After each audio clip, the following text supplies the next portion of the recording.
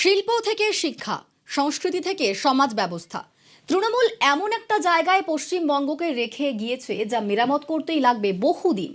শিল্পে খরা, শিক্ষা বেহাল, রাজস্বের ভাঁড়ে মা ভবানী, সরকারের মাথায় ৮ লক্ষ কোটি টাকার ঋণ।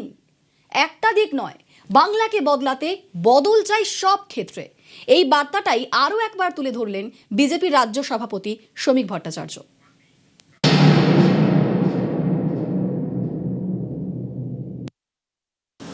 আমি জীবনে কোনোদিন কোনো ব্যবসা করতে পারিনি বা চেষ্টা করিনি, বাড়িতেও কেউ কোনোদিন করেননি। কিন্তু সবচেয়ে আশ্চর্যের বিষয় হলো এইবার পশ্চিমবঙ্গে তথাকথিত পরিবর্তনের পরেই সমস্ত চেম্বার অফ কমার্সের পক্ষ থেকে, সমস্ত উদ্যোগপতিদের পক্ষ থেকে আমাকে বক্তৃতা করবার জন্য ডাকা হচ্ছে এবং অনেক ইনভেস্টর্স আছে, শুধু পশ্চিমবঙ্গে নয়, পশ্চিমবঙ্গের বাইরে, তারা আমার বাড়িতে প্রথম আসছেন, তারপরে সেখান থেকে নবান্নে যাচ্ছেন। এটা অত্যন্ত বিপজ্জনক দিক এবং এটাই পশ্চিমবঙ্গের সবচেয়ে বড় একটা দুর্ভাগ্য। কারণ যে কোনো কারণেই হোক একটা মেসেজ চলে গেছে পশ্চিমবঙ্গে এবং পশ্চিমবঙ্গের বাইরে যে পশ্চিমবঙ্গে কোনো সরকার নেই, পশ্চিমবঙ্গে যেটা থাকে সেটা হচ্ছে পার্টি।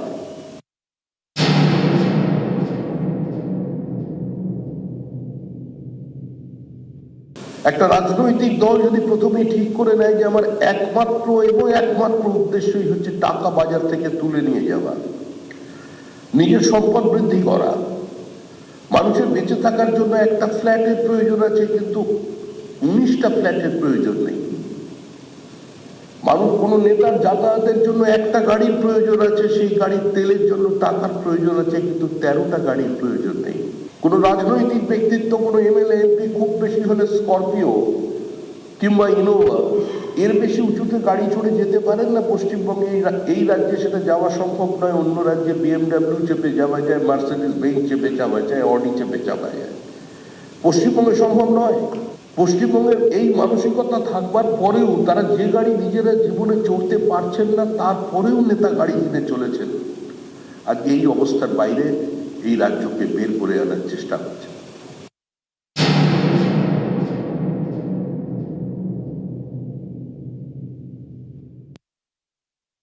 আমরা যারা রাজনৈতিক কর্মী, আমরা জানি সরকারের পরিবর্তন হয় কিন্তু বহমানতার পরিবর্তন হয় না।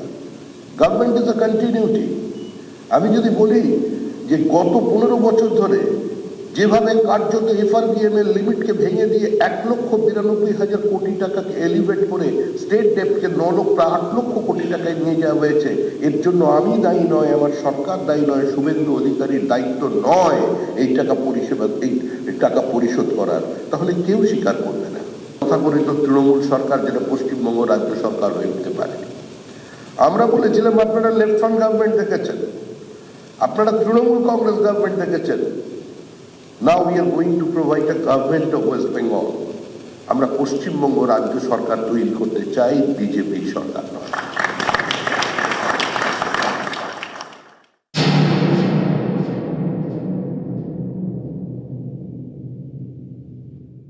আপনাদের মধ্যে একজন খুব কলকাতার নামী রিয়েল এস্টেট কোম্পানি, তারা আমার কাছে এসেছেন একটা প্যাকেজ। কি ব্যাপার?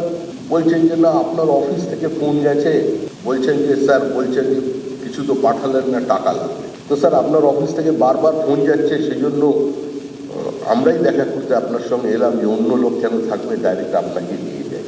গ্রুপের নাম শুনেছি, আপনার সঙ্গে তো আমার কোনো পরিচয় নেই, পরিচয় না থাকলে কি করে আমি টাকা চাইবো? অন্য কেউ চেয়েছে পার্টির থেকে? বলছেন না, আপনি আপনার নাম করেই বলেছে স্যার, আপনার ফোন থেকেই ফোন এসছে। তো দেখান তো ফোনটা। ফোন দেখলাম, ক্লোন তৈরি, ওপরে আমার ছবি, তার তলায় শ্রমিক ভট্টাচার্য লেখা, আমার নামই সিম তোলা। কীভাবে করেছে জানি না। ফোন আসছে কোথা থেকে, সঙ্গে সঙ্গে তাকে দিয়েই আমি রিপোর্ট করার আমাদের সাইবার পিএসএ বিধাননগরে।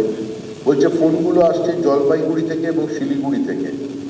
পরবর্তীকালে 7 দিন পরেছে ধরা পড়লো হাওড়ার শালকিয়া অঞ্চল থেকে। On behalf of my party, it is my promise to myself and to you the people also, যে কোনো জায়গায় যদি কোনোভাবে এক্সটর্শনের কথা শুনতে পান পার্টির নাম করে, আপনি আমাকে জানাবেন, আমাকে মানে আমার অফিসে। আমরা দলের পক্ষ থেকে যা ব্যবস্থা নেব এবং আমাদের যিনি মুখ্যমন্ত্রী শুভেন্দু অধিকারী, তিনি অনেক মানুষকে গ্রেপ্তার করিয়েছেন।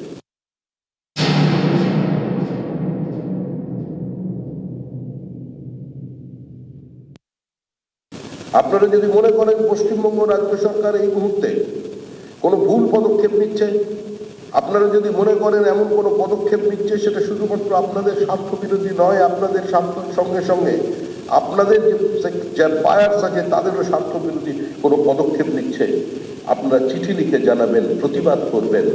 কারণ গণতন্ত্র, ডেমোক্রেসির যে বেসিক ফান্ডামেন্টাল হচ্ছে রাইট টু ডিসেন্ট, প্রতিবাদ করা। যে প্রতিবাদ করার অধিকারটা এতদিন পর্যন্ত ছিল না, যার জন্যই পশ্চিমবঙ্গের বাইরের মানুষ বলছেন চেঞ্জ অফ সিভিলাইজেশন। কারণ আমাদের যে সিভিলাইজেশন সেখানে একম সদ্বিপ্রা বহুধা বদন্তি, এটাই Bharatvarsha. It's a land of pluralism. আর পশ্চিমবঙ্গ তার থেকে পিছিয়ে